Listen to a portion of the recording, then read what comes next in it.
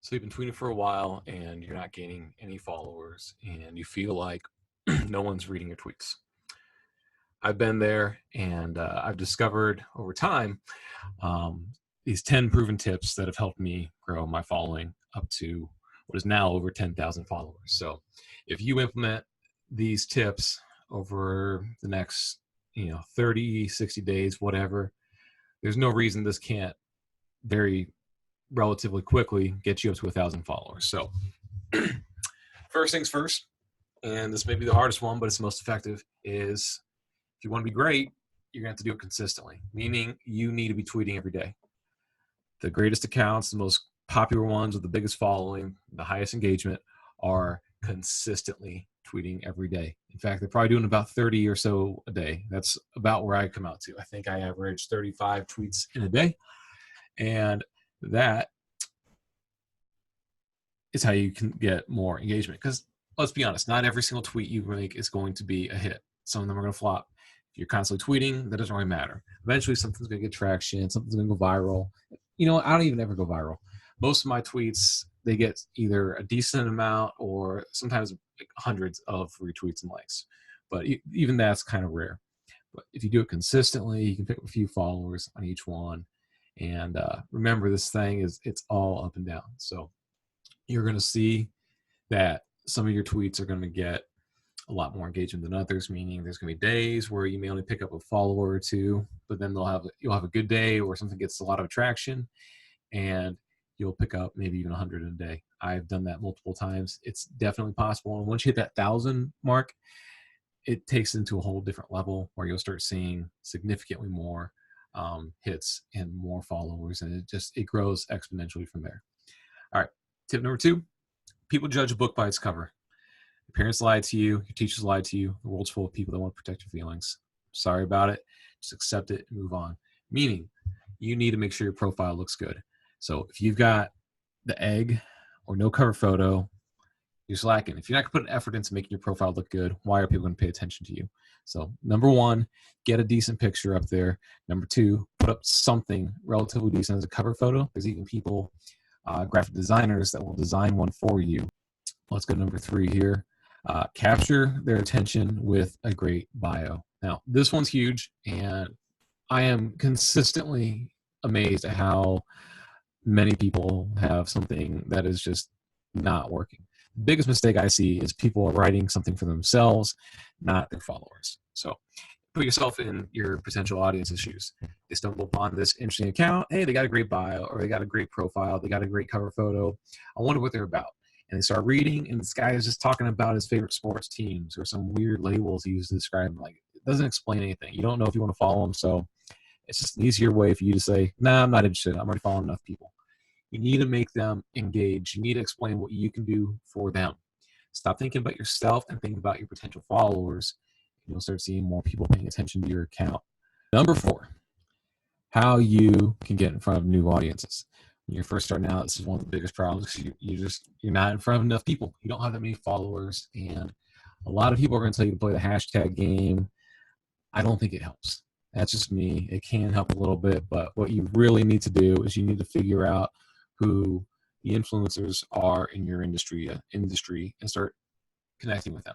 You need to start commenting on their tweets, and if you get lucky and you tweet something that people are going to want to read, then you can borrow from their audience. They'll notice you, and since they like that person, if you're tweeting similar stuff to them, they are more likely to start tweeting or start following you. Now, keep in mind, you can't go after the big name celebrities like Katy Perry or Joe Rogan because you're just going to get buried. You need to go after somebody that's got, say, 1,000, 2,000, even 10,000 followers. Someone that's not going to have like hundreds of comments underneath each one of their tweets. So find that middle ground between less than a monster celebrity, but not a nobody at the same time. All right. And then kind of going in line with that one, number 5, you need to forge relationships with the people that you interact with, or the people who interact with you. It's social media. Start acting like it, right? All right. So a lot of people get hung up on just trying to grow their own following, just focusing on their own thing. It sounds like you're never going to see the same people online, but most people on there are not actually writing much of anything, at least not consistently. It's the Pareto Principle. And the Pareto Principle says that 80% of the content is going to come from 20% of the people, meaning your Twitter world's a lot smaller than you think. And the more time you spend on there, the more you will realize this. You'll start recognizing a lot of the same people. So start interacting with them. Treat them like they're friends. I've got God knows how many people I interact with on a daily basis. Some of these people have my phone number. We actually text message back and forth. We talk to each other. We interact with each other. We talk to each other on direct messages and groups and all sorts of things. There is so much more going on in the backseat of Twitter that most people have no idea. And as your account grows, you'll start to realize how many more people are actually doing things like significant. It sounds like it's a joke. It sounds like people are just out there for the dopamine hits, but there's a lot of real movement happening behind the scenes. So how do you interact with people? Start replying to their tweets. They'll notice it. When people start replying to your tweets, you're going to notice it. So start interacting with them. Reply to them, especially if they have something interesting to say. Maybe retweet it. That's going to encourage them to do it more often. If someone quote tweets you, retweet their quote, as long as it's something interesting. If it's just a thumbs up, give them a like and move on.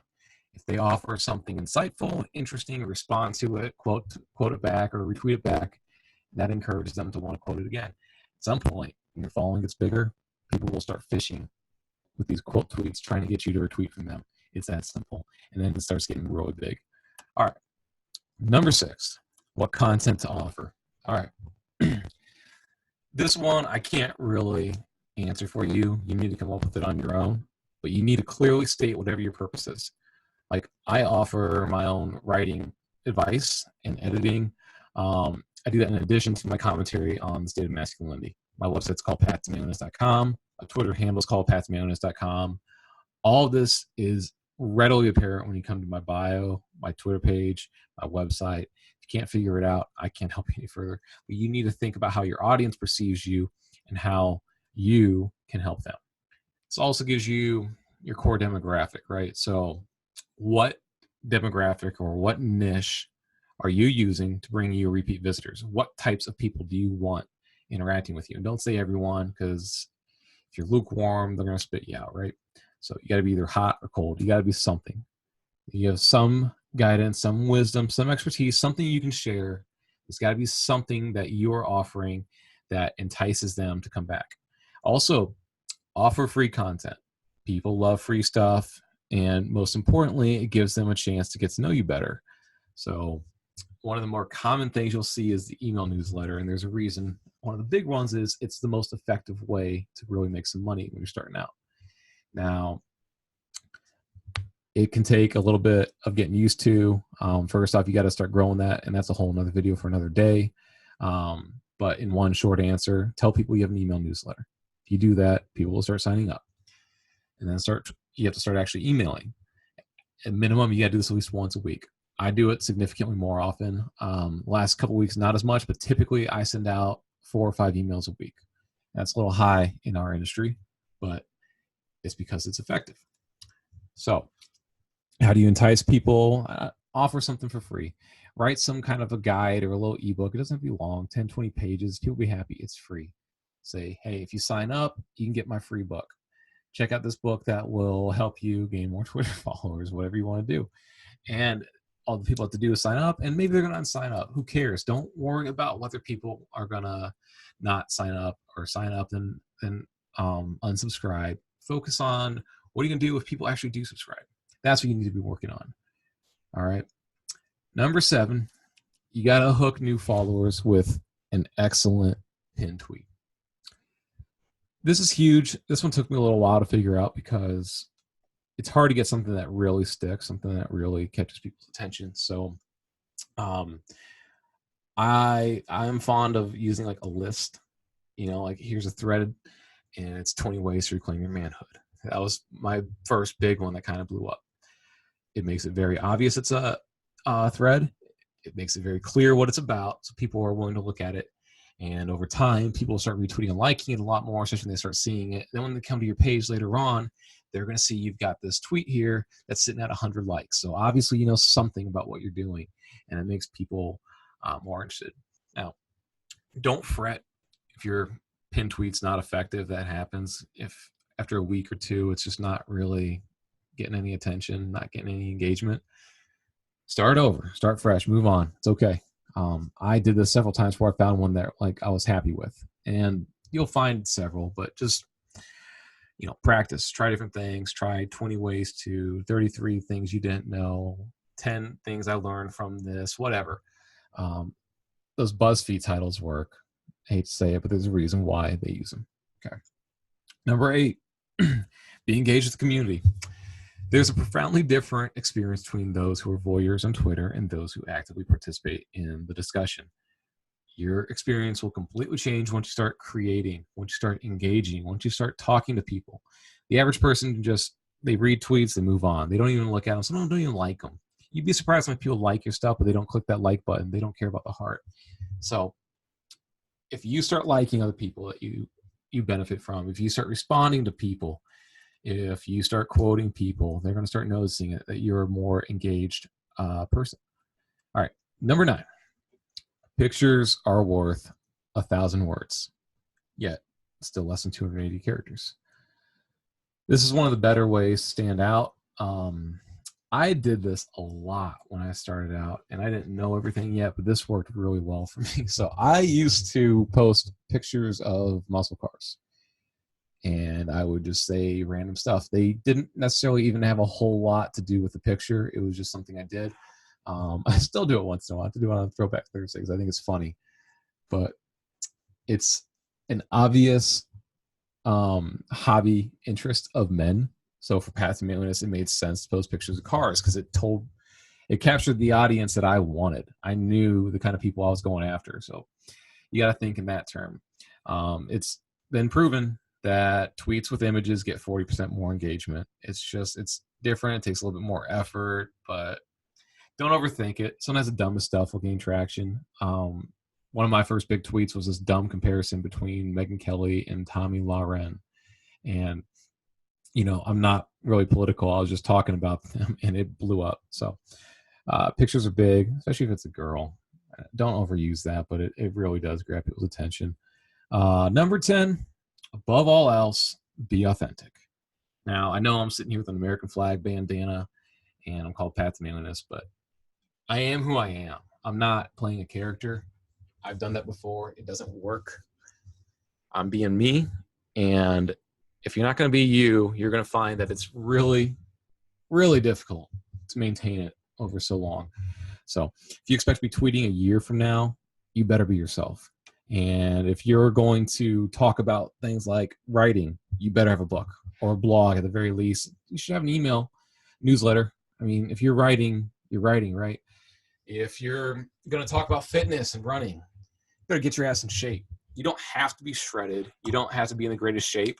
But if you're overweight and then a month later you're not losing weight, no one's going to be interested in it. I'm not the most fit guy. I'm not shredded, but I'm in good shape. I'm getting in better shape. And that's also something people like to see. I've lost about 35 pounds, I think, since I joined Twitter.